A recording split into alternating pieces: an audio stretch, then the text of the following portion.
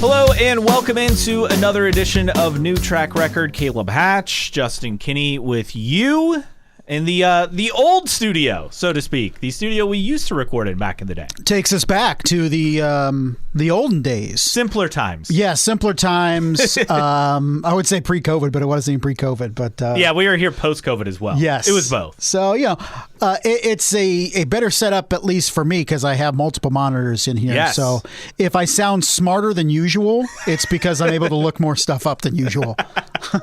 So with that, we are back and ready to recap a very entertaining race at Barber Motorsports Park over the weekend, the Children's of Alabama Indy Grand Prix. I'm not going to lie, I still want to say Honda Indy Grand Prix of Alabama every single time this race comes up with the change. But Scott McLaughlin, after a tumultuous, to say the least, week for Team Penske, gets the win.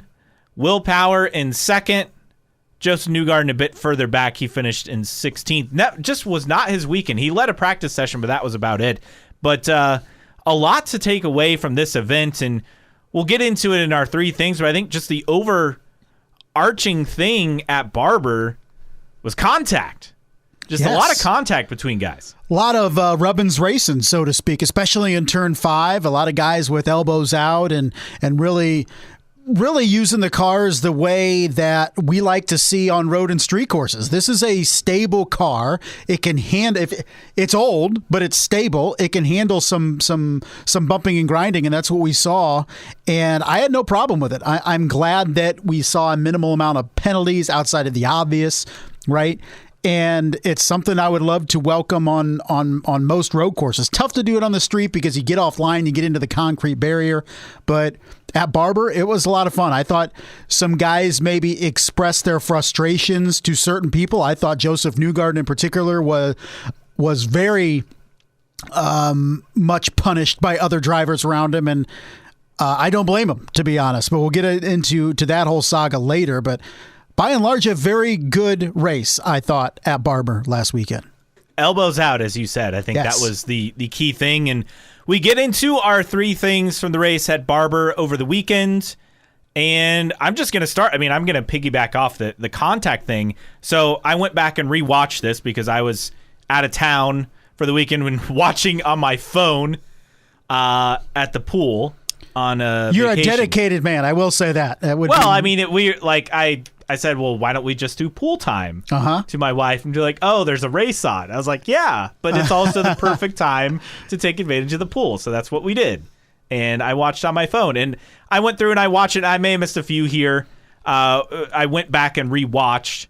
And you have all the contact. You had Colton Herta, Santino Ferrucci banging wheels. You had Scott Dixon, his mistake into the back of Graham Rahal. Yep. Rare Dixon mistake. Pato O'Ward. Blatant. Yeah. Blatant. Brutal. I'm trying to think of the right adjective. Embarrassing, bad. Well, and the fact that he tried to say it was a racing incident, and granted, I would love a follow-up to somebody ask him after he saw the highlight, because it wasn't even close to a racing incident. No, but Pato O'Ward into punting Pietro Fittipaldi. There's no other way to say it. He got a drive-through for that. You had Marcus Armstrong and Joseph Newgarden colliding. It was a clean move. Joseph just unlucky there. You had Kirkwood and Grosjean as well. And then Newgarden giving the side horn, as we like to call it, as PT used to call it, on Tom Blomqvist. That's just a sampling of the contact that we had throughout this event. And for all the fears, going back to the first year IndyCar raced at Barber in 2010, it was always the fear of, well, it's a motorcycle track and it's too narrow, and it's going to produce bad racing. And for the record, the early returns were, it wasn't that great of racing, right? But it's become a staple event where you can get some drama, and it doesn't necessarily take cautions, even though we saw more cautions than normal for this event. I just think this is a track. I don't know if it's the tightness of it. I don't know, but it leads to a lot of entertaining on-track moves. I think the fact that it isn't as wide as maybe a traditional road course lends itself to the excitement that we see. And there are several different areas on track, none bigger than turn 5 in terms of issues that you can have. There's some blind corners as well that can catch drivers off guard if they're not prepared. It's a very racy track. It has proven to be that, maybe despite maybe our hesitations initially when IndyCar started going to Barber, but it's a phenomenal track. But although I have to say, if I have to hear the phrase Augusta of Motorsport one more time, and I played a mental game with myself and said, I wonder how long it's going to take into the broadcast until they say that. It was literally under 2 minutes until Lee Diffie said the Augusta of Motorsport. I'm just like, it's just kind of a tired... It's cliche. Yeah, it's just, it kind of lends itself for me of wanting new blood in the booth or new broadcast partner, not taking anything away from Lee Diffie or Townsend Bell or James Hinchcliffe. I just feel like the broadcast on Sunday could have easily been taken from 5 years ago, from the graphics to the shots to anything, and it would have fit. It's sometimes the expected is comforting. Sometimes the expected is boring, and I'm kind of starting to lean that way with NBC's production value and all that. It's not taking anything. I'm not criticizing Lee Diffie or Townsend Bell or anything. I've heard all of the cliches. There's only so many ways that you can create drama talking about marbles and off the line and all that stuff. It's just kind of tiring for me. But in terms of on track, it was a really good road course race, and another good crowd at Barber as well. Yeah, you mentioned the crowd. So over the weekend, it was the second biggest crowd at Barber in history since IndyCar has been coming back. Promoter saying 86,000 fans over 3 days. Again, second behind the debut in 2010. Also, in terms of on track, so we talked a lot about the passing and the action on track. Well, that lived up to it by the numbers. 289 total passes on track, 281 for position, which new records for Barber Motorsports Park. Really impressive. It's just a very racy circuit, and it's a fun race every single year. The crowd comes out. Remember the concerns back in the day is how is Barber going to be accepted, in NASCAR country, and a stone's throw from Talladega, just an hour and a half, 2 hours to Talladega, and how is this going to play out? And it's just been an absolute success since added to the schedule, and it's become one of the stalwarts. One of the ones you kind of take for granted, at least on the track, that you can always pencil in Barber to be a good race with a good crowd. And it's got proximity. I mean, it's just outside Birmingham, and I mean just outside. I've been to the event a couple of times, and it's a great facility. Obviously, an outstanding museum that's unrivaled when it comes to motorsports museums, and I just think IndyCar, like you said, in a way we take an event like this for granted because we've seen the growth of Mid-Ohio over the last decade, Road America coming back, and now that's blown up, right? So you just kind of take that for granted. But like Barber's one of the few solid events on solid footing on the schedule. I don't know if, I think we talk about this in the offseason, like ranking, the most stable events, but it's definitely in that top 5 conversation. And maybe a race, and assuredly a race that we maybe don't appreciate for how successful it has become despite being in the South, despite being in Alabama near Talladega, and thinking at NASCAR country, nobody's going to come out and watch Indy cars and stuff like that. And it's just grown into a very, very exceptional event. And it's always a great chance. You've been there, you said. So yeah, very impressive. I'll get there one of these days. How far is it outside of Birmingham? I always go through Birmingham to and from Florida. Not very far. If you're in downtown Birmingham, it's probably like a 15 to 20 minute drive to get there. So I think that proximity helps. One of these days. I'd like to at least get to the muam at some point. Yes, the museum is well worth your time. What's your first take? Let's talk about Scott McLaughlin. I don't think we can talk about Team Penske as a whole. I think they're different. I'm going to go Scott McLaughlin only because I thought through the entirety of the week, he handled things very well. And granted, there's not as much drama with his car as we saw with Joseph Newgarden. Or Will Power. But he came out and released a statement, which if you read Marshall Pruitt's mailbag, he hints that Team Penske tried to put the kibosh on anybody commenting. Yes. And Scott McLaughlin was basically like, no, I'm releasing something. So he came out, got in front of it, and owned up to it, and then moved on and focused on track and got the win on Sunday. I thought he's handled things as well as you possibly could. He led 58 of the 90 laps on Sunday and was one of the top cars. Team Penske as a whole was pretty impressive, but I thought Scott McLaughlin for the week, I think there's a how not to handle things and how to handle things, and one driver did how not to, the other one did how to, and Scott McLaughlin did all the right things, I felt, and it resulted in a good weekend capped off by a win. And for all the talk that Barber is Joseph Newgarden's track, and it was for the longest time his home track until Nashville came on in the scene a few years ago, Scotty Max won this event back-to-back. I think that's pretty impressive as well. Definitely. And a guy that has really continues to cement himself as one of the premier drivers in the series, and was always kind of questioned when he came over from Australia and came over from supercars. Is this a guy that as a rookie can be a really good driver? He needed a year to get some seasoning, and then he hit the ground running and has really been as advertised. We knew that was going to be the case because Roger Penske and Team Penske don't hire rookies unless they're really confident. And now in 54 races run, he has his fifth win. So it's really starting to come around for Scott McLaughlin. We saw it last year, finishing third in the championship, fourth the year before. And he's a guy now that I think if he can find some stable runs here in May and June, should be able to be in the conversation late in the season. And that's kind of what was the bugaboo for him last year, was the slow starts. And he's had some horrible finishes, one being disqualified, of course, at St. Pete, but even finished in 25th at Long Beach. He's had some bad results mixed in with a first at Barber and a second at Thermal, of course, the non-points race. So it's been a good start, and maybe a good restart for Scott McLaughlin getting the win at Barber, and we'll see if that sets the tone for him in May and beyond. And to put it in perspective, so Scotty Mack has done what? This is his third full-time season? It is his fourth full-time season, yes. Okay, because 2020 was just he had the one race. Yes. James Hinchcliffe, career wins, what, 6, I believe? Yes, 6. And you said Scotty Mack's won 5?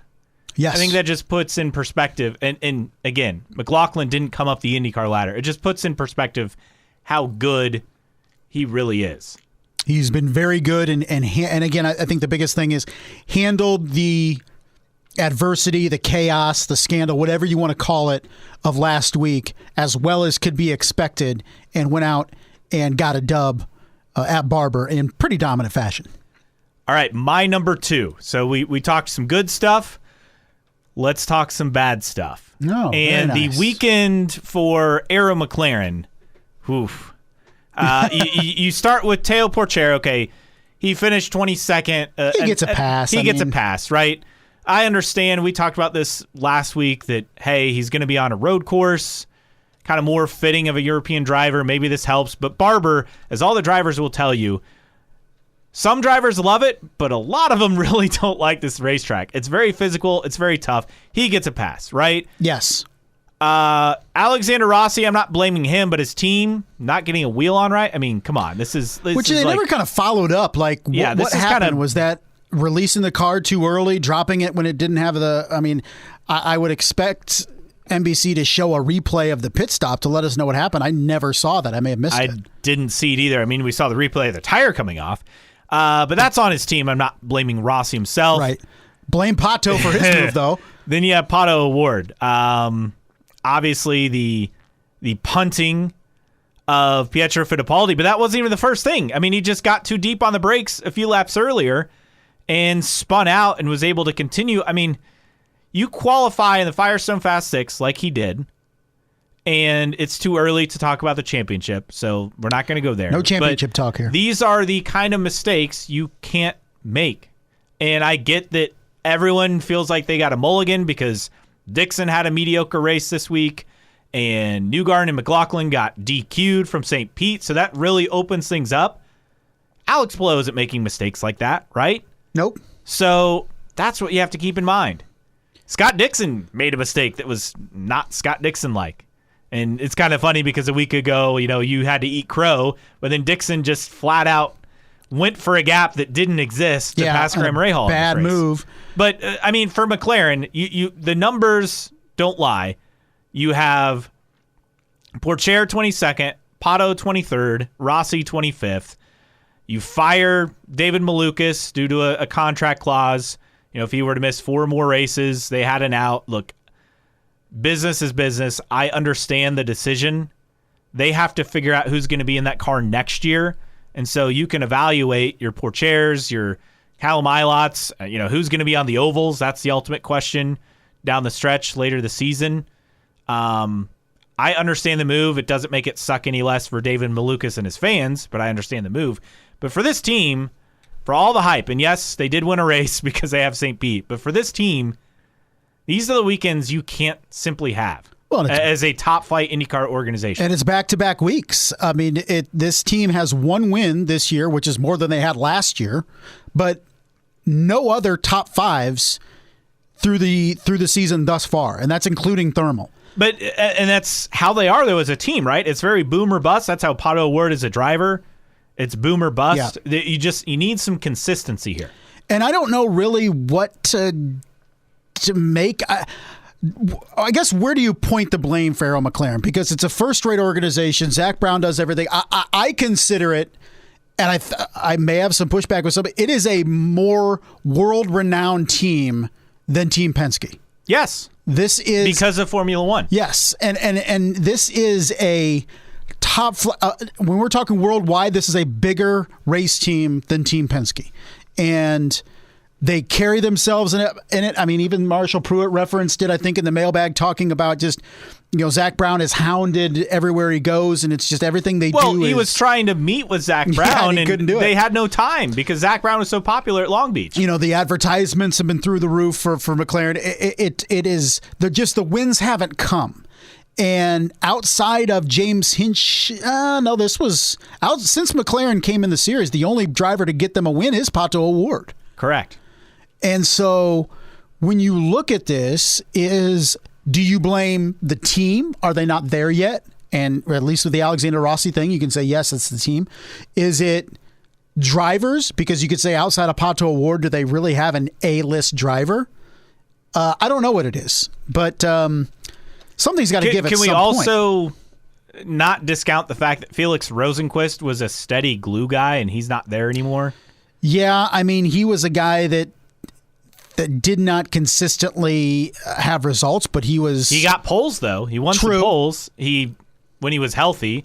He finished results. 12th last year in the points. You got to be better than that at McLaren. But right now, you have Pato at 6th, and then Alexander Rossi in 11th. I know we're not talking points, but we're talking McLaren and where they're at. And I don't know. These are back-to-back weekends. I think Teo Pourchaire's performance at Long Beach hid the fact that Rossi and Pato were non-factors. Correct. At Long Beach. And then at Alabama, all 3 of them were non-factors. And Pato, because of him, Rossi because of the team, Pourchaire because he was in his 2nd ever IndyCar race.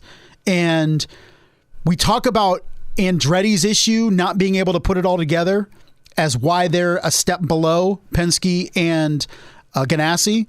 When is McLaren going to clean things up to reach that level? Because based on status of a team, they're above everybody else, but the results still aren't there.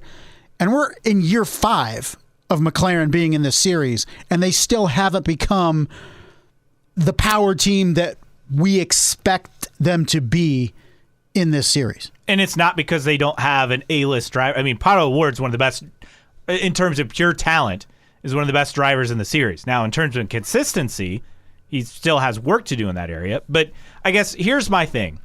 They came into this series, there was a lot of hype, and rightfully so, because they have a lot of resources. that not even Penske can tap into in some areas, or is willing to tap into, I think is maybe the better phrase there. And I think we just thought they'd come in, they'd have all this success. Remember, they courted Scott Dixon before they courted Alex Palou, and then they were going to get Palou, and that was everything, and then that fell through because Penske and Ganassi dominate this series, right? We say this every year, that it continues to be true. They've won every championship since 2013, because 2012 was Ryan Hunter-Reay with Andretti. Yep. You look at Indy 500 wins, it's a little bit more spread out since that time, but they've won the majority of those as well. So, yes, you can have some success and win races, but to be the best, you have to beat the best, and that's Penske and Ganassi, and McLaren has not been able to do that so far. You expected a couple years for McLaren to get it right. We knew in 2020, 2021. They had two rookie drivers, but 2021, 2022, I mean, when they got Felix moving over from Ganassi, that was a big deal, right? Not because he was a guy you thought, oh, he's going to win tons of races, but it's like you have a steady, young, talented driver. You pair him with another talented driver in Pato O'Ward. Like, that's an outstanding lineup. Then you throw in Alexander Rossi into the mix, who, he's not had the success since the aero screen came into the fold that he had prior, but he's still a top 10 driver in the series. Yeah, I put him in the low end of that one, maybe 9 or 10. But he's still in that top 10. But if you look at year 3 for McLaren, a couple wins by Pato O'Ward, he finishes third in the standings. You go, okay, this is going to be, from here, McLaren's just going to get better and better. Well, in 2022, Pato finishes 7th in points, had a couple wins, but finished 7th in points. And then last year, nobody gets a win, and Pato's 4th in points to lead everybody. And now we've had backing into a win, I guess. It counts in the record books, but overall through the first fourth of the season, when you count thermal, it's been very unimpressive for McLaren. And I guess when do we, not we because we do, but when does the IndyCar media at large or the IndyCar really environment really start putting pressure on McLaren? Like, what's the problem here? We put the pressure on him last year. And it's like, and I think McLaren recognizes it too, Zach Brown. That's why we've heard overtures of Joseph Newgarden being courted by McLaren. Now, it also sounds like he's working on an extension with Team Penske, but I think Zach Brown, first and foremost, looks at his driver lineup and says, this needs to get better. Rossi has been a disappointment since coming over. That's obvious. Pato O'Ward, he's a boomer bust guy. And you appreciate that, but in terms of winning championships, does Pato ever get there based on how he drives? I mean, we thought when Herta and Pato came into IndyCar, they were the next generation, and they've been good. I don't know if they've set the world on fire. It also doesn't help that Newgarden's in his prime. Alex Palou comes in and surprises everyone and is one of the, the 1A or the 1B to Newgarden in terms of top drivers at the moment. Scott Dixon's not fallen off despite some of us predicting so. I didn't say he was a fall. I said he was going to start making mistakes that he usually doesn't. And again, last week he did. He did. That is true. You can't deny that. Week to week, things are different. And then you have other competitors who are coming up. Christian Lundgaard, is he an option for McLaren in the future? Wouldn't shock me. For that third car, you have Linus Lundqvist coming in, who's going to be impressive, and we'll probably talk more about him. So I just think there's a lot for them to figure out. And remember, last May, they had 3 outstanding race cars for the Indy 500. Alexander Rossi finished 5th. He had a really good race car. Pato O'Ward and Felix Rosenqvist both crashed out, but they both had cars capable of winning that race. They didn't win. So what's it going to be this May? I think that's one of the storylines we'll certainly be following. What's your number 2? Number 2 for me is, let's talk about Luca Giotto. Because I thought, and I dogged him in a dogged coin last week, I thought he wasn't Théo Pourchaire in his first race, but kept it on track, didn't make any mistakes, brought it home 21st. I mean, thought it was a good debut for him. He did go off once. That's true. And he did have the unfortunate incident with the beloved Georgina. Which, okay, let's talk about, maybe that's my number 2. Let's talk about Georgina, because it was like, okay, that's funny, but I started thinking, like, if that would have happened with a car that was closer to the incident and thought that was a person and like tried to avoid it, because initially when I saw it, I thought that was a person that was laying there.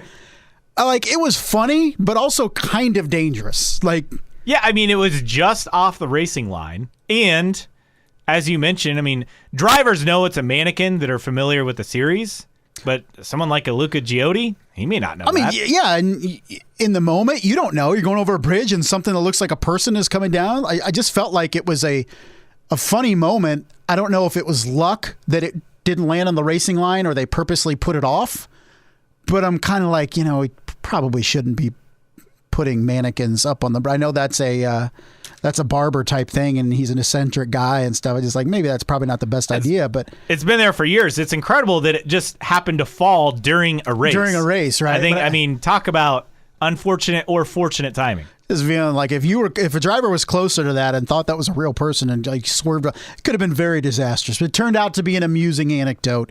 And Scott McLaughlin even posed. Yes, with the mannequin after the race with the win. So, but yeah, Luca Giotti out-qualified his teammate Jack Harvey, and Jack Harvey had himself a day as well, moving to finish 13th. But like you said, you never know what you get with some of these guys with coin. And Giotto showed himself quite well. I dogged him last week. I am here to give him credit. At least through one race, he didn't embarrass himself. Giotto, right? There we go. Giotto, yes. Luca Giotto. At least through 1 week, one race, he didn't embarrass himself. And who knows when he'll be back? Is he set for the road course? I thought he was set for the Indy GP. I believe I heard that or read it. He was in for the next 2 races. Yes, that's correct. So he'll be back, and I mean that's a much easier track for anyone to get acclimated. I mean, we dog on the Indy GP because it's like the easiest track for drivers coming over to learn and have success. It is what it is, right? I don't know what else to say. Yeah, it is what it is. But hey, he finished higher than Théo Pourchaire over the weekend. Okay, what's your number 3? My number 3, and I mentioned his name earlier, and I think it would be a mistake on our parts to not have him in our 3 things for Barber. Linus Lundqvist, the rookie who, Rob Howden was the first to point this out, has always finished on the podium at Barber in every single race that he's competed in, which is just nuts. But Linus Lundqvist getting his podium, leading, I believe, his first laps in IndyCar as well. And again, another guy who kind of had an up and down start to the season, but maybe this is kind of the thing that can build some momentum for him. Comes in with a lot of talent. Again, that huge 5-car team with Ganassi, and obviously the focus is on Dixon and Palou, and then maybe to a lesser extent Armstrong, because, I mean, he's a guy you expect to be a top 10 challenging points guy. But Linus Lundqvist comes in with an extraordinary amount of talent, and to have the result that he did at such a tough race that had alternating strategies, very impressed. It is, and by all, we kind of look at it and are skeptical that Ganassi will have 5 cars again next year, and you're wondering which one of Lundqvist and Armstrong and Kiffin Simpson are potentially running for maybe the 4th car or something next year. Who knows if Scott Dixon, he's going to retire sometime, so you never know. But it was a big run for Linus Lundqvist. And does Alex Palou have to go to McLaren due to legal bills? Yeah, that's right. Who knows? I mean, Linus Lundqvist had the opportunity last year to show what he could do, and you never kind of felt like it was a great opportunity with Nashville and the road course race and what Gateway I think he did was the 3 races last year. But first podium, and was really impressive last weekend. And even at Long Beach, stayed out of trouble, didn't put a pedal wrong, but if you can start piling up these good results, and I think top 10s is realistic for Linus Lundqvist in his first full season. He has 2 of those if you count Thermal, finishing 6th at Thermal. And so really, really impressive performance. And when you look at these guys that are potentially the next crop of dudes coming up. Linus Lundqvist, we've talked about him before, just dominated the road to Indy, won Formula Regional Americas, won Indy Lights. He won, F3, British F3, I think he won. So this dude has piled up championships, and he's showing his potential with Ganassi. And it's great to see because, again, all the frustration of him not getting a full-time ride last year, and then he got those chances to step in late last season, now lands a full-time ride for this year. It's great to see him taking advantage of the opportunity for a driver who, unless anything crazy happens, I mean, he feels like a lock for Rookie of the Year. Yeah, I think probably as long as he can continue to bring home results, you have to think. I mean, right now he's in the midst of the top 10 in points, I believe. So if he finishes in the top 10 in points, he's guaranteed Rookie of the Year for sure. I don't think anybody's challenging him for that. No doubt. What's your number 3 from Barber? Number 3 for Barber, I think we got to tackle Joseph Newgarden. We brought up the best of how you handle it and the worst of how you handle what's been going on with the Penske scandal. Scott McLaughlin, by all indications, handled it as well as he possibly could. And from everything I've read, he basically had to fight to put out that statement. Yes. Which is just nuts, because on the flip side, you have a driver doing a press conference, which is the last thing you'd want someone to do when you're trying to manage like a PR, a crisis communications like PR scenario. The last thing you want is someone going out and speaking freely. If you want to manage something, you want a statement like Scott McLaughlin that says, hey, like we press on, we made a mistake, we move on, and that's it. But I don't think Joseph Newgarden, from everything we've read, didn't really help himself in the eyes of other drivers in the paddock and what team owners think and believe. I mean, nothing that was said really helped. It really just hurt.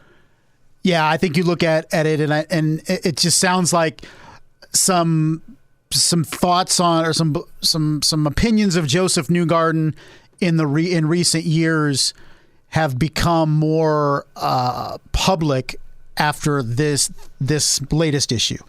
And I think Scott McLaughlin has more friends in the paddock than Joseph Newgarden does, which is surprising because when he came into the series in the first couple of years, he was the golden boy. You referred to him as the golden boy. Yeah. He was. Well, his interactions, I mean, I had some interactions with him doing some Indianapolis Motor Speedway like promotion stuff and videos and whatnot, and he was outstanding to work with. Like, I remember race morning, he came out and was just out chatting. We're like, what are you doing? Like, he's like, oh, I couldn't sleep. Like, I'm awake. I'm ready to go. Let's go. Like, he's just hanging out, chatting with people. I'm like, he has clearly isolated himself in the paddock. I mean, in the paddock even. And it was weird when he unfollowed everyone, right, on social media to start the season. It was more weird when Bus Bros was canceled, but you could chalk that up to, things come and go, whatever. But clearly there's more to it than just, the production guy switching with drivers that he works with, right? It's clearly more than that. There's clearly something really icy that's going on between Newgarden and McLaughlin, and Power for that matter. I think the entire paddock. And the entire paddock. Yeah, it just sounds like a guy that he was a happy-go-lucky type guy, and a handsome dude that could be the face of the series, and the series tried to use him for that, and wins the Indianapolis 500 last year, and you thought that would be an enormous weight off his shoulders, but it seems like he still has that chip on his shoulder, and MarshallPruittRacer.com kind of hinting that the fact that he hasn't won an IndyCar championship since 2019 weighs very, very heavy on him. You just won the Indy 500. Yeah, I'd argue the Indy 500 achieved the one thing that was remaining. Like, now you can kind of relax. Like, after you win the Indianapolis 500, who cares about championships is my thing. Right? And we've talked about it over the years on what more important championships or Indy 500 is not even close. But the fact of the matter is whatever Joseph Newgarden has made himself into the last couple years has made him zero friends in the paddock. And it sounds like either he's alienated himself from the paddock, other drivers have alienated themselves from Joseph Newgarden, or a little bit of both. Or, as Marshall Pruitt pointed out in this week's Racer.com mailbag, saying he's been told many stories of wild behavior directly from those who received it, including a new one last weekend that made my eyes cross, but again, nothing on the record, so we can't share them. But that says a lot. Like, is this guy just going off on teammates or engineers crew? Or crew, or just like I don't know. It's like a tightly wound guy, which used to not be Joseph Newgarden. The dude was just as carefree as can be, and that's what made him so endearing. Here's a young American, handsome guy, can carry himself well, affable dude, likable guy, and I don't know if he's been assimilated into Penske, but then you look at it as like Scott McLaughlin and Will Power aren't like that. I don't know, but it definitely didn't help the situation last week with the press conference that he had on Friday. You thought, and I thought initially, that he handled himself well, but inside the paddock, it just fueled the skepticism. Well, and here's the thing. In situations like that, and we both work in media, the first thing you want to do is put out a statement. It doesn't have to say a lot, but just put something out there, right? And the fact that he didn't do anything between him and his PR team, they didn't do anything, and instead it was, he's going to have this press conference. And I'm like, that's great for us as fans, but from a PR standpoint, that's a nightmare. Yeah, that's and it turned out to be a nightmare. Well, and it was like a stick to the script. And this is the dichotomy of you have it is he swears that the team thought that was allowed. But no one's buying that. But then Tim Cindric says it was a mistake that the code was left in. Yeah. So somebody's lying. Which story is it? And I want to believe Joseph Newgarden. I tend to believe Joseph Newgarden. But behind the scenes in this series, away from all of us, it sounds like this dude has some issues personality-wise. And I thought it was great what Marshall Pruitt said, and it was in the mailbag again. It was a great mailbag this week. Usually I don't say that because it's the same questions and same answers. Great mailbag. He said, the Tony Kanaan that first broke into this series is the same Tony Kanaan you have now. The Elio Castroneves that first broke into the series is the same Elio Castroneves you have now. The same Juan Pablo Montoya, warts and all, is the same Juan Pablo Montoya he is now. The Joseph Newgarden that first came into this series with Sarah Fisher Hartman Racing in 2012 is not even close to the Joseph Newgarden with Team Penske in 2024. Here's the thing, not even close to the same Joseph Newgarden we at least thought we saw last season. I mean, but that's the thing is like he won 4 times last year, finished 5th in the championship, but it sounds like all this behind the scenes turmoil inside the paddock was brewing even last year. And it's just continued into this year. I thought it was very, very interesting in the pre-race when he was asked, has he spoken to any other drivers? He said, nope, not a one. Not even his teammates. Which says a lot. Which says a lot. It's just, I don't know. Just Marshall Pruitt says it's really grinding him down on not winning a title. It's like you said, like you won the Indianapolis 500 last year. Who cares about a championship? You finished 3 straight years in second. Did that change him? Has he become too consumed with driving and not focused enough, I guess, on interpersonal relations? I don't know. But the fact of the matter is Scott McLaughlin has gotten the benefit of the doubt from his peers in the paddock, and Joseph Newgarden has not. And I still look at Tim Cindric as a dude that A, should be suspended for multiple races. B, still hasn't had to stand or sit in front of a crowd of media and answer questions like Joseph Newgarden. And 3, his story doesn't match up his driver's story. No. And I think all of those together, kind of, you can pick Cindric as the villain, you can pick Newgarden as the villain.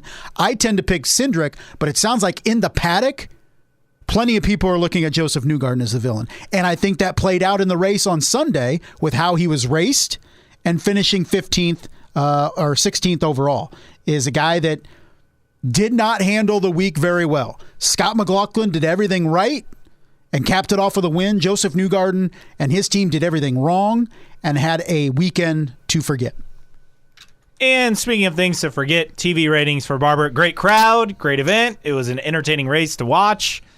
763,000 viewers for NBC, down from 930K last year, as Nathan Brown of the Indy Star points out. Lower national TV races without weather delays or NFL conflicts, 4th lowest since IndyCar's exclusive deal with NBC began. Again, this discounts 2020, which I think is fair. As it should. You had the 2023 May IMS Road Course race, 715K. 2022 Iowa number 2 at 743K. And then 2019 Mid-Ohio, $670K. Now, the positive, Peacock added 50,000 viewers, so we're 813,000 total. Okay, we just need to find 177 more, or 120, whatever it is, to get to a million. Yeah, which is our benchmark. Unless you get a million, it's not a good race. I don't know if we want to get into another big discussion of what's there to say, or but I don't know if there's one singular reason that you can point to. People will say lack of marketing, okay? You see people will say lack of excitement. Blah, blah. Bouncing between USA and NBC doesn't help. Consistency helps. For sure. I get it. I just think it's not a very entertaining series to casual fans. And I know some people will gasp because it's good racing and it's competitive racing, and I'll kind of push back a little bit on that, and I've done it before, but I just to the casual viewer, there's really not a lot exciting. You talk about close racing, I'm just Long Beach and Barber were entertaining. The problem IndyCar has that they've had for years, they just don't have marketable stars. Now, and when they do, they don't market them well. Pato O'Ward is a marketable star, right? And I think he's the most popular driver in the series for a reason, because McLaren has done a good job marketing him. Not the series, but McLaren. Yeah. But beyond that, I don't want to get into it because it is what it is. Let's see what May brings. Maybe we get some positivity. Kyle Larson, the Indy 500 is not going to hurt, that's for sure. That should definitely help, but I think just there's something to be said, in my opinion, of a drive, and maybe this series needs somebody or a team or a driver that is Max Verstappen-esque in terms of dominance. People keep tuning into Formula One despite knowing that Max Verstappen's going to win unless he has a mechanical. And people keep tuning in. And I know a lot of us say it's boring that he wins, but there's something to be said about watching one of the best drivers in Formula One history continue to break records. And is it like wanting to tune in to watch Michael Jordan? Is it like tuning in to watch Tiger Woods? Is the Max Verstappen effect? I don't know. Is what it is. We have no magic answers here. I think it's a multi-dimensional argument and what needs to be done. I don't think it's as easy as saying the race needs more marketing. I don't think that's it. It may be a part, but I don't think that's the answer. One other note, 300th pole for Team Penske over the weekend with Scott McLaughlin. 300 poles for IndyCar, that is. So another thing added to the record book that, again, we believe to be legitimate. Yeah. Sure. All right, if you agree or disagree with us, we'd love for you to interact with us. You can always find us newtrackrecordpodcast.com. While you're there, sign up for the email list. You won't miss an episode. Or also, special announcements. Plus, you can check out the store. We have T-shirts and stickers for sale. You can find us on social media, IndyCar Podcast on Instagram, on Twitter /X, on Facebook. Just search for New Track Record. You can email us, newtrackrecordpodcast@gmail.com. Patreon.com/newtrackrecord if you want to support us, starting at just $1 a month on there. And as always, you can download and listen in for free on your favorite podcasting platforms: Apple Podcasts, Spotify, Amazon, YouTube Music, Pocket Cast, Podcast Addict, Overcast, Castbox, wherever you listen to podcasts, again, and download for free. All right, mailbag time. We start with Rate the Race, and once again, we had so many entries, so I just did an average rating. How would you rate the race at Barber? I would make it a 8. Okay. Take an 8. I thought it was, particularly the first half, the first 60 laps were very entertaining. Final 20, I think, left some to be desired. But you at least had Lundqvist charging through the field then. Yeah, I would. I'll go 8.5. Okay. I pretty much agree with you on that. And as far as our entries, the average 8.47, and then I rounded up to a 6. So basically an 8.5 as well, which is not a surprise. It was a solid race. Very nice. I thought it was very good, and it sounds like our listeners reciprocated as well, felt the same way.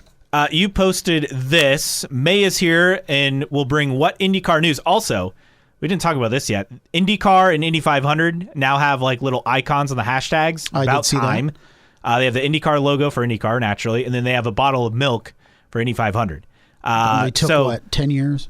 Yeah, took way too long. Since they started having those icon thingies? I said third OEM as far as IndyCar news. Just kidding, because, can't be that confident. That's funny. Daguerre said a driver speaking out about his or her mental health issues. Yeah, I could very well see that. Luke BS37, I'm literally on my knees begging for the TV rights to stay with NBC. Their broadcasts are so much better than Fox, man. Plus, we'd lose Lee Diffie. Look, I like the announcers. I have no issue. You're already losing Lee Diffie to NASCAR, at least later this season. We assume. Well, I mean, he could still do both conceivably next year. You don't think so? You don't think he does IndyCar until the NASCAR get... It feels like it was a preemptive move. Because yes. IndyCar's going somewhere else. Yeah, I agree. And plus, when you go to Fox, you're not going to have I know it's just every 4 years, but this massive issue with the Olympics. Correct. Stuff like that. I mean, I don't know. I don't know the hate. And Fox will have the Coca-Cola 600 starting next year. I don't get the hate for Fox. I guess I don't either. Ask me again in 2 years, and maybe I'm crying about wanting to go back to NBC. I don't know, but I think maybe some people have a problem with the cartoons, but that's a Fox-wide thing. They do it for the NFL and all that stuff too. That's not just Fox's a NASCAR NFL thing. coverage is solid. Yeah, I welcome Fox. I guess I don't. It doesn't make or break for me who's in the booth. I don't look at it if tomorrow we have a new 3-man booth. It's not the end of the world for me, as long as they're competent and solid. And I would love to see an engineer or crew chief added to that threesome. I don't need 2 former drivers in there, is my thing. So Jan Bikus, yes. Could he be a part of the new IndyCar on Fox team? Be phenomenal. If only. But anyway, continue with the feedback. Yes, other ideas. Run_Mark_Run on Twitter said the return of Foster's oil cans at Carb Day. Now, we've talked about this for a couple of years, that we thought they were gone, but then they were found. But now we definitely know they're gone. I don't Foster's know. oil cans. I thought they were there a couple of years ago. That's what I thought. I thought you claimed they weren't there anymore. Then somebody sent us picture evidence. Yeah. I thought I found them one time a couple years ago. I thought you did, like 2 years ago. But once again, we'll put it out to the viewers that if you're down in Indianapolis, or if we're down in Indianapolis, we'll look for the Foster's oil can. I think it's like elusive. It's not at every concession stand, but I think you can find them still. Brady BC3 said a new McLaren driver. Yeah, I think we'll have that. I think we're getting at least one, maybe 2 next year. Melvin Mac 0818 said disappointing TV ratings with a crying emoji. Well, you know what? Let's be positive. NK Harden said... that's positive. We're always positive. Yeah. NK Harden said all the above in terms of charter system unveiling, future TV partner announcement, 2025 Indy 500 commitment from driver outside the series. I mean, I could see all those things happen. Yeah, I definitely think the charter system is, at least if I had to pick one, at the top of the list of what we're going to hear about. You said 3rd, 4th, 5th, and 6th OEM. I did. I don't know if we'll be that lucky. Must have been in a drunken stupor when I posted that. That would be incredible. Elsewhere in the mailbag, you talked about antiquated equipment hurts in terms of no wow factor in IndyCar to boost popularity. So interesting replies here. New Carter Verone, hopefully I said that right, said IndyCar is trapped in a loop of not seriously investing in the series because the attendance and ratings have declined, which is because the product suffers from a lack of investment, which is avoided because and repeat. Hickey93 said, good racing carries a wow factor, it just needs to be supplemented correctly. Jay Franklin's 52. I don't watch IndyCar for the wow factor of a new car. I watch it for the racing. If I wanted the wow factor, I'd watch F1, but I don't. Fancy new cars don't always mean great racing. Find F1 the most boring series on the planet. That is a careful what you wish for thing. That's true. Mike Joachim, our friends from Pit Lane Parley, said, every 4 years seems like a huge cost to swallow in terms of a new car, but the antiquated equipment part ain't wrong. You got to balance it with the teams, right, and the investment. Sure. Tyler_Allen said, hey, I know, a race in Argentina will do it, maybe China. Yeah, that'll fix everything. P. Dudley 64 said, it was a new UAK 18 car in 2018, which got me interested again in IndyCar after 15 years of being away, plus Alonso at the Indy 500. Indy's 18 wheels said that and good racing are what they want to hang their hats on. It's still Twitter 34. Casual fans don't give a crap how old the cars are. And one truth man said Formula Ford has high car counts too. Ouch. I think I appreciate the feedback too. There's a lot of things in there and some things we agree with and don't agree with. I do think that the series, for better or for worse, has focused so much on cost containment, which is important for sure, especially when it comes to your OEMs. More importantly, good racing. And their thinking is, as long as we still have good racing, we don't look at the need of needing a new car. And I think it's been proven that just having quote unquote good racing isn't enough to bring the masses in to watch your sport. If you're comfortable with where the series is at in terms of viewership and all that, then you don't make changes. But you look at it and you say, okay, people aren't tuning in for the quote unquote good racing. So what would make people are showing up at tracks? Attendance is solid. Well, I mean, it's not incredible, but it's solid. Non-ovals. True. Outside of the 500. Yes, outside of the 500, nobody's coming. Iowa needs mega musical acts, which we're perfectly fine with, by the way. Everywhere else, drawing crickets. But that's the thing, is I think that the series really needs to look at it. If you're happy with the good racing you have, then you need to be content with the viewership or lack thereof that you're getting, because your product is not exciting enough to bring in more casual viewers. But if you look at it and say, if we change things radically with a new car and new engine spec, which, you know, with the hybrids and all that stuff, but a new car and all that, and maybe you have some haves and have-nots more so than you have now, but it also boosts the interest level in terms of the technology and stuff like that. Is that a good thing or a bad thing? I just feel like the IndyCar is comfortable with what it has on the track, and that's reflective in the TV rating. Poll question you posted: who do you feel deserves the most blame for the Penske cheating scandal? 69% of you said Tim Cindric, 15% said other, 8% of you Roger Penske, 8% the drivers. A couple replies. Chris in the 6 said, if the hybrids weren't delayed 100 times, we wouldn't have needed the testing earlier this year. Excellent point. Foul play said, while TC is being voted way ahead here versus the drivers, I think it's more of a 50-45 split in reality, remaining 5% being IndyCar timing and scoring. And NK Harden said, I assume Cindric is still on his pit stand. If so, that's my vote. He had to be able to see that Joseph was actively using his push to pass. He should have radioed into Joseph that there was a clear software error. He should not touch the button again. Yeah, someone knew, and people ignored. I'm at the point where I'm ready, though, to move on from all of this. Are you? I am. I think it sets a precedent in how we look at both of those people. And does it impact our feelings in the future? I think I'm ready to move on, but it's also set a precedent in terms of how I look at those two. And we did have an email from a listener that we didn't get to the previous week, just all the chaos. First off, last week, thanks for bearing with us with technical issues. We actually had to edit out a lot of stuff. Just probably the best stuff we've ever had. Probably. But this from Xander, talking about Long Beach penalties, saying, hey guys, Long Beach was awesome. We finally got an exciting race from start to finish. I couldn't be happier with Dixon getting win. Let's go 9. Anyway, I had a question. Thought the award penalty was much deserved, so why didn't Herta also get a penalty?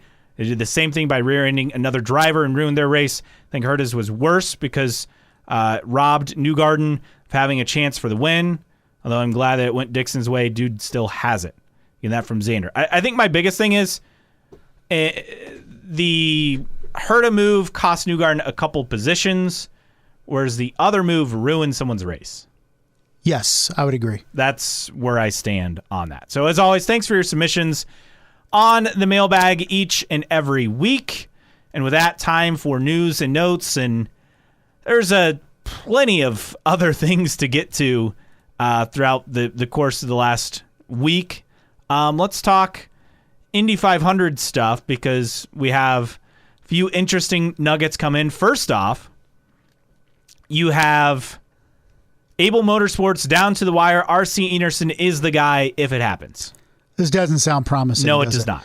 I mean, when this was, a month ago, we were told failure is not an option, right? As Able was going to figure it out, and they kept saying we're not going to be at the race. Like, we're definitely now you're started to hear, well, based on RC Enerson, if he doesn't get the support financially in the next week or so, this is probably not going to happen.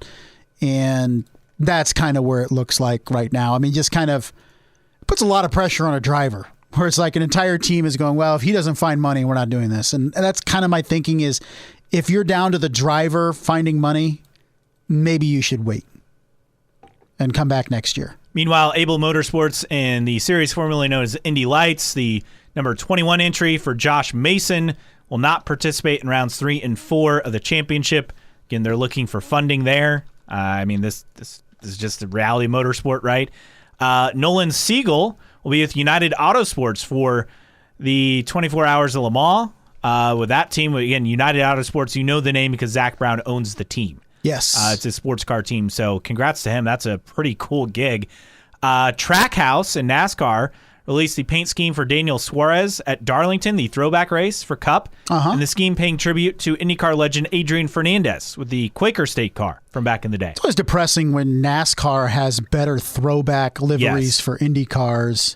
Well, IndyCar doesn't really do throwbacks besides, Penske at Indy. That's basically it. Pretty much. Which is unfortunate.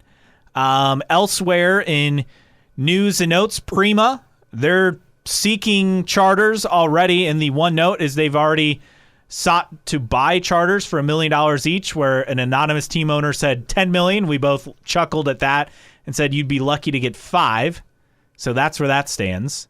But they're already pricing things out, and teams are already accusing Prima of trying to poach their talent, and Prima's like, no, we have people reaching out to us. So yeah, I love Prima. Fun. I'm a big fan already because they're upending the apple cart. They absolutely are, and I'm here for it because somewhat of the paddock needs a shake up a little bit, and I'm perfectly fine with Prima kind of coming in and be like, you know what, if people want to call us, because I think the quote was something like, and who said it? Was it Pierce Phillips? And he said basically, like, if you were running a good operation and your employees were happy with where they were, they wouldn't be contacting us. Correct. And I'm like, kudos. And I love it. Prima's coming in. They know they're up against it. They're already trying to buy people's charters. It sounds like there's going to be charters for 25 cars. They're going to be grandfathered in. 25 cars going for 2020 or 22 leader circle money spots. And then you're going to have, at least going by this year's field, 4 extra cars, 2 Ganassis, 2 Primas, and that's factoring in the no cars going away from this year and to next year. Potentially a cap of 27 cars per race outside the Indy 500. So they would have to qualify for those final 2 spots. Elsewhere, Catherine Legg, who again is previously confirmed for the Indy 500 with Dale Coyne Racing and the Rick Ware Racing co-entry. She's also trying to put together more races for 2024, which is not a surprise. It wouldn't shock me if she's the oval driver for that entry. But motorsport.com with a story, the IMSA effort where she was let go, basically she said, we're working on some things that we will announce soon, hopefully on the IndyCar side. So trying to add more. So the split with Gradient was unfortunate. They needed money. We went our own separate ways. So we'll see if we see her race later on this season outside the Indy 500. Well, if she's bringing money, Dale Coyne will assuredly take it. I thought it was interesting, too, when we were talking charters with Prima, because apparently, Prima has approached a couple teams to ask about selling their charters that they don't have yet. And the reported figure was $1 million. And it was an unnamed source that kind of scoffed at it and said, you're going to be more like $10 million. I already said that.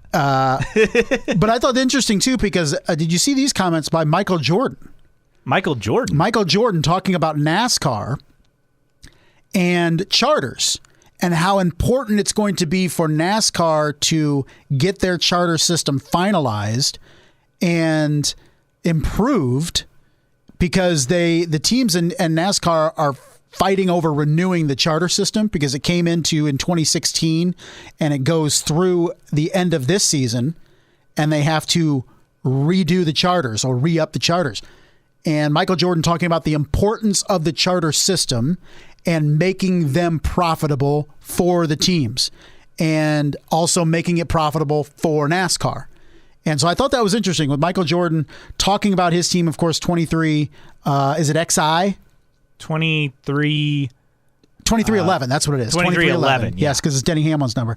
2311 Racing, he's the co-owner, of course, and talking about the charter system is of paramount importance in NASCAR because if NASCAR is making money, the charters are making money, the teams are making money, and that is a healthy business model. I think you look at the same thing for IndyCar, not at the level of Cup, of course, with the money being thrown around, but healthy series and healthy charters, healthy teams, that's what the sport needs. I know some people don't like some of the rules that are being proposed. We're not going to have guaranteed entries in the 500 like some people were fearing.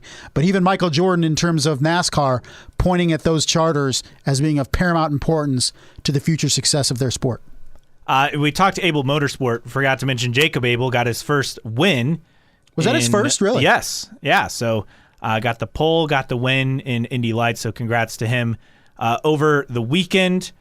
Elsewhere, other news and notes items. Kevin Harvick will drive the Hendrick number 5 car in all-star practice for NASCAR and qualifying due to Kyle Larson being at Indy 500 practice. So that fixes the Fast Friday conundrum. Yes. So that takes care of that.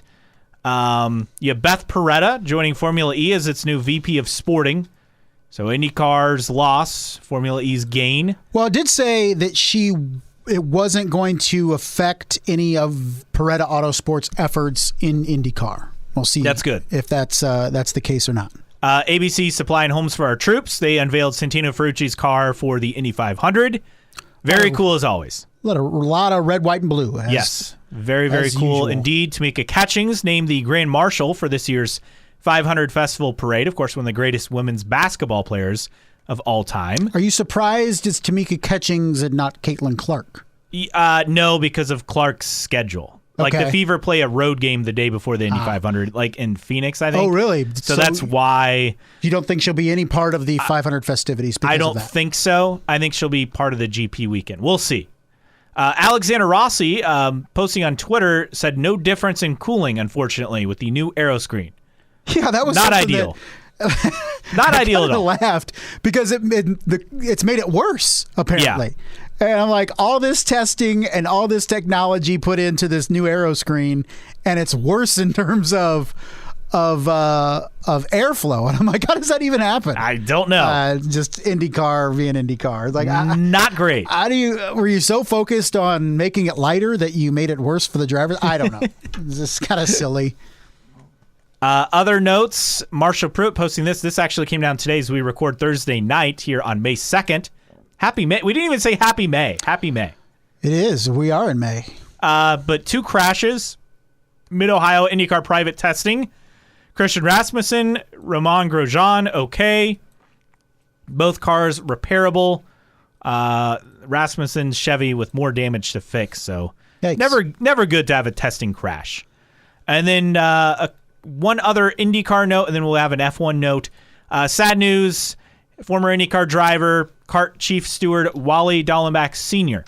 died at the age of 87 on Monday. He watched the race at Barber and then passed the next morning in his sleep. Again, just a successful career as a race car driver, and then as a chief steward for kart for many years as well. He won the California 500 at Ontario Motor Speedway. Also won at Milwaukee. Had a lot of success again as a driver, and then well known for what he did in managing kart over the years as well.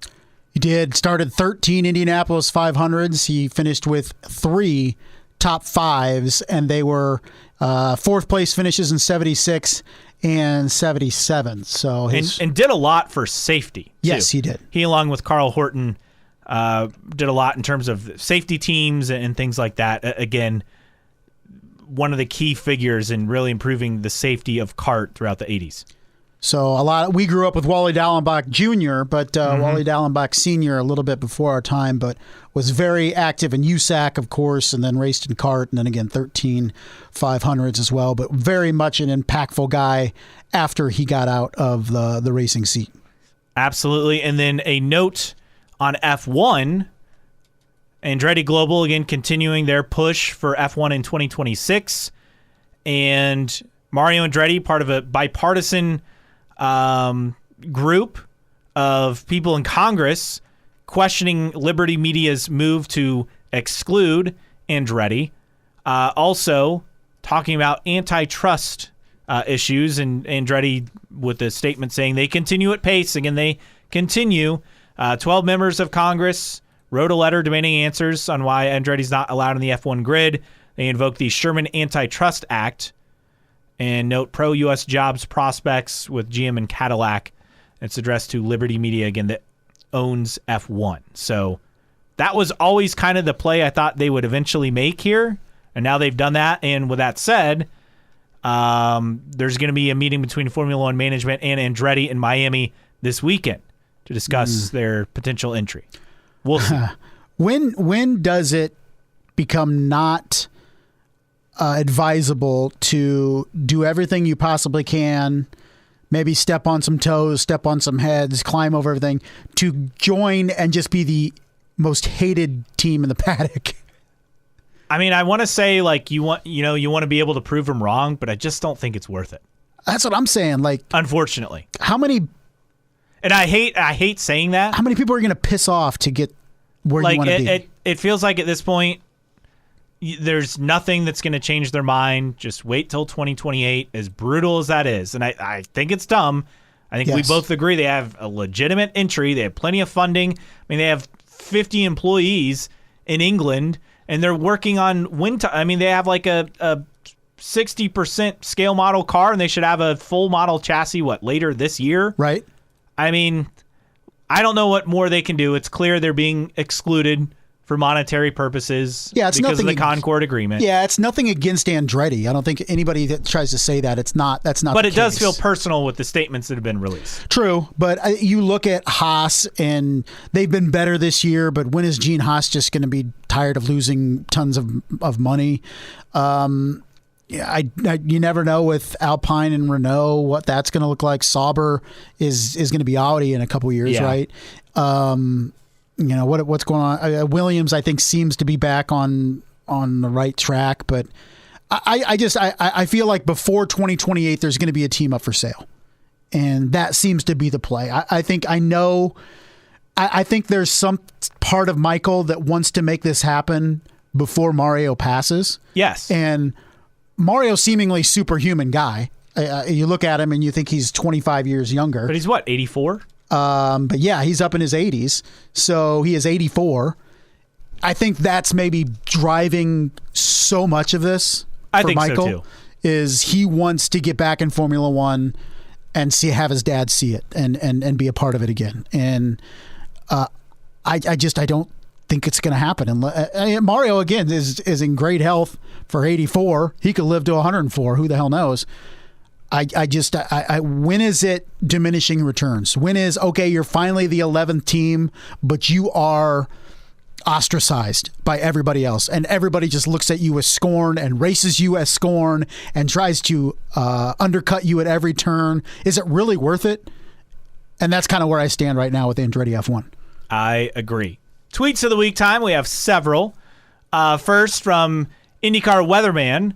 Updated forecast, and he added in occasional falling mannequins for the Barber race day. You have Tony DeZeno. If Luca Giotto accomplishes nothing else in his IndyCar career, he'll always be able to say he ran over a mannequin that fell from a bridge in his debut. And the final tweet of the week from Scott McLaughlin himself. Picture of him with Georgina holding her hand that's still there. The one that didn't get run over. Yeah, one that didn't get run over. Had to meet the old girl even though she nearly ruined my race, because he was right after that. Yeah, he was. Good to see them make amends. All right, Random Split Air Driver of the Week returns. It does. And before we get to that, did you hear I don't remember which driver it was, but did you see the audio clip of the driver saying that he thinks a mannequin fell? Kirkwood. Was it Kirkwood? And whoever was on the radio with him says, well, she's getting more airtime than you are. Yes. Which I found hilarious. That was outstanding. I fully agree. Because Kirkwood, where did he finish? He finished top 10 at least. He finished 10th. But that was a good comeback. She's getting more airtime than you are.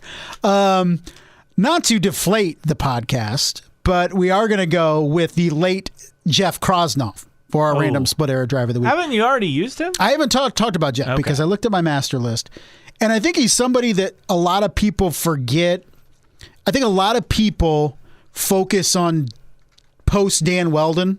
Mm-hmm. Dan Weldon, for some people, that starts in terms of losses within IndyCar. And you throw it was very impactful at the time. And yes, we'd lost Tony Renna and Paul Dana in the decade prior. But this goes back to the first year of the split. And it's fascinating to me that something like this could happen. And I guess CART was so big still that it could overcome this. But within 2 years, what was it, 98 is when they had the race where the tire flew off? That was in the IRL. In the IRL, was that at Charlotte? Charlotte, yeah. But anyway, if you don't know Jeff Krosnoff, he was a rookie in 1996. He was with, who was he with? Arciero Wells Racing, him and Max Pappas. And Krosnoff in race 11, which was at Toronto, was killed. And it was him and Stefan Johansson, I think, got into it. And his car got into the air, went over the barrier, and hit a tree, then a light post, or light post and a tree? He was killed instantly, basically. And it killed a track official, Gary Averin, who was also killed when he was hit by the front wheel of Krosnoff's airborne car. I think a lot of people forget about Jeff Krosnoff because it wasn't IRL, then IndyCar, and it was the split and all that stuff. But had 11 races before he was tragically killed with Arciero Wells Racing. His first race was the Grand Prix of Miami at Homestead that year, and the last was at Exhibition Place. Has the track changed since that accident? Because I can't place where that is at now. I think it has because of like the hotels that were built. Right. Because I look at the track then and I'm like, it doesn't look the same. But Krosnoff came up. He raced in Japanese Top Formula for several years. I think that was the equivalent of Super Formula. I would assume so. But was with Top Formula then. Did a couple Le Mans. Actually won Le Mans in 1994. Eddie Irvine, one of his teammates. Yes, and won that. Did some Japanese sports prototype some races in 91 and 92, and then did what was it, JGTC?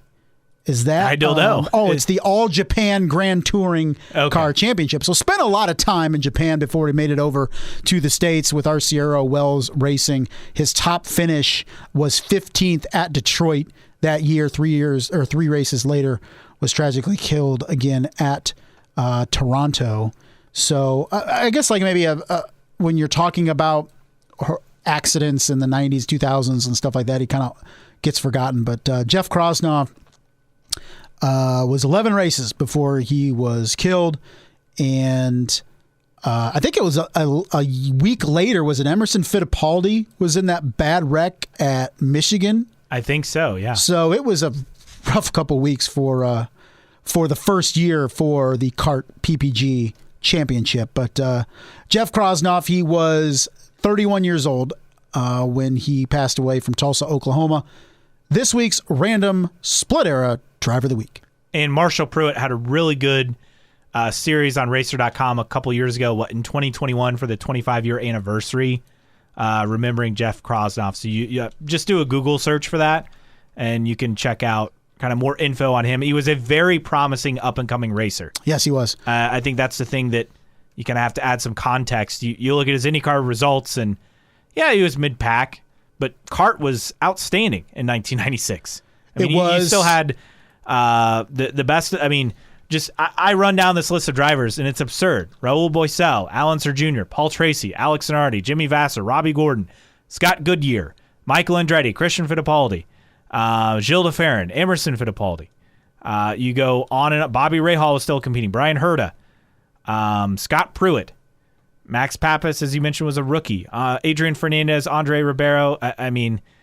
Greg Moore was a rookie as well. You had huge names, huge stars, up-and-coming guys, and he was one of those up-and-coming guys, and just a tragic crash that ended his life and his racing career. And don't forget that year, Jan Magnussen. Yes. With 4 races latter part of the year.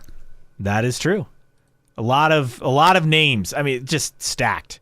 Oh, yeah. It was just an absolutely stacked full of bangers for sure. lineup of drivers for CART in 1996. I want to tell this story because I was texting you about it, and where else to talk about it but on our podcast. It's F1 related. But I did not know that in 1984 there was a Dallas Grand Prix.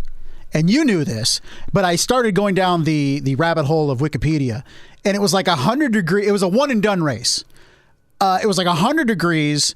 The track was bubbling. It was disintegrating. Some drivers tried to put together a boycott before the race to not race, and that was kind of shot down by different drivers and said, "Hey, we're here." Even it was Keke Rosberg that actually was like, "Oh, we're racing," and then he ended up winning the race. But Dallas replaced Long Beach, which I did not know. Really, I did not know that. They actually raced at both Detroit and Dallas that year. Mm-hmm. So you talk about F1 U.S. overload. There were 2 races in the United States that year. Of course, we have the Miami Grand Prix coming up this weekend. But I thought the most fascinating thing in that race is Ayrton Senna, in lap like 47, hit the wall, and it was enough damage to put him into the pits and take him out of the race. And he got out of the car, and he was like, that wall has moved. That wall has moved, and his team was, whatever. He crashed out, whatever.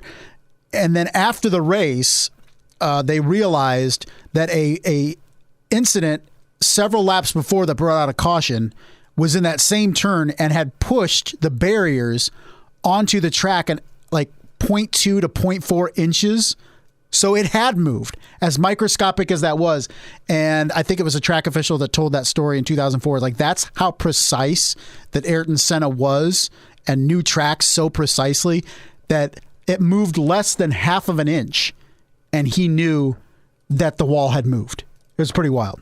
It's just nuts. But, I mean, when you're that good, you're that good. You're that good. So, but I did not know that. 1984, the Dallas Grand Prix. If you're talking about a disastrous event, it very much was that. And that's another reason why COTA isn't until October on the F1 calendar, October, November, because of those sweltering heat in Texas, of which you lived through for several years. Oh, yeah. Yeah, it's hot. I went to the Texas IndyCar race several times, and there was a reason it's a night race. I can tell you that. Cooking in the aluminum bleachers, huh? Yes. It's very hot until the sun starts to go down. I mean, in early June, you're looking at, 95 degrees is the norm. Like, how long does the sun have to go down before it's like comfortable to be outside? Because does it drop pretty fast, or? Yeah, I mean, it does cool off fast. I would say you get past like 8 o'clock usually, and it's fine. I mean, the same as it is here. But gotcha. the biggest thing is, if it's below 90, yeah, people are wearing jeans and it's comfortable. Yeah. If it's above 90, no. But it's the same if it's below 70, it's jacket weather. Right. Yeah, there's no middle of the road, right? No. All right. Well, enjoy the raceless weekend, because we have plenty to get to starting next week and beyond. Absolutely. It's May, and so we're excited to bring a lot of episodes to you. Hopefully more details next week on what we'll be doing throughout the month of May. For Justin Kinney, I'm Caleb Hatch. This has been New Track Record Podcast.